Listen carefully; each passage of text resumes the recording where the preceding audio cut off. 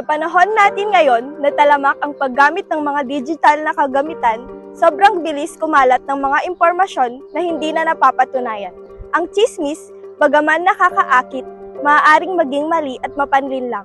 Kaya't ugaliin nating manuri o magsagawa ng fact-checking bago magbahagi ng mga impormasyon.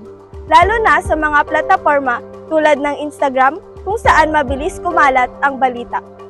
Magtulungan tayo na magkaroon ng mas informatibo at mapagkakatiwalaang online na plataforma. Tandaan, ang maliit na pagsisikap na nagpapatunay ng mga impormasyon ay maaaring magdulot ng malaking pagbabago sa pagsugpo ng mga maling impormasyon.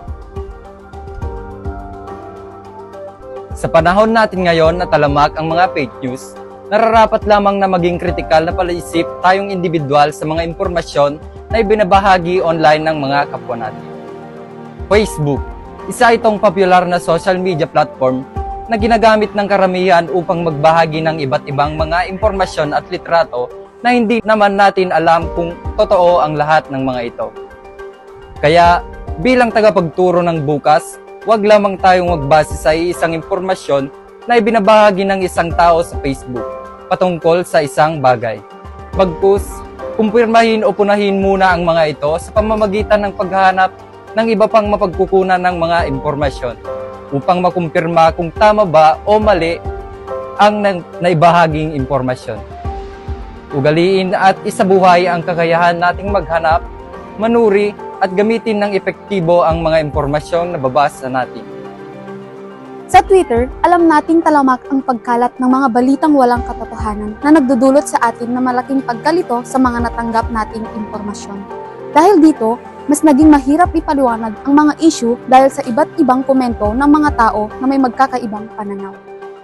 Kaya kailangan nating maging mapanuri at maingat sa mga balitang ating nababasa at naririnig sa social media, partikular na sa Twitter. Huwag tayo basta-basta maniwala sa mga balitang walang sapat na ebidensya. Suriin muna nating mabuti ang pinagmulan ng mga impormasyon bago natin ito ibahagi.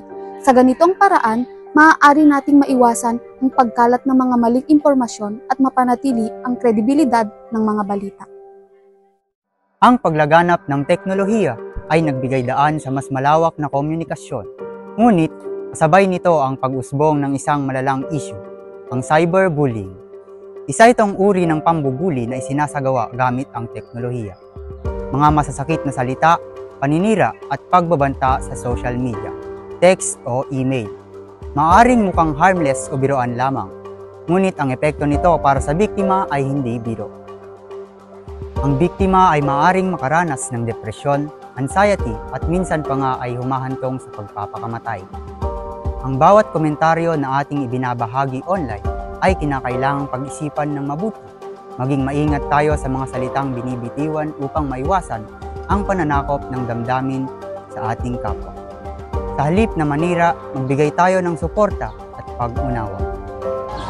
Isa ang TikTok sa mga pinakasikat na social media platform ngayong kasalukuyan. Dumadami na ang gumagamit nito at dumadami na rin ang pagkalat ng mga maling impormasyon. Gaya na lamang ng pagkalat ng impormasyon na patay na raw ang isang sikat na artista, ngunit hindi naman totoo na siyang magiging sanhi ng pagkalat ng pekeng impormasyon at para siraan ito. Isa pang halimbawa yung pagkalat ng mga maling impormasyon tungkol sa gobyerno. Kaya nais namang ipapatid sa inyo na maging mapanuri at mapagmatsyag na individual.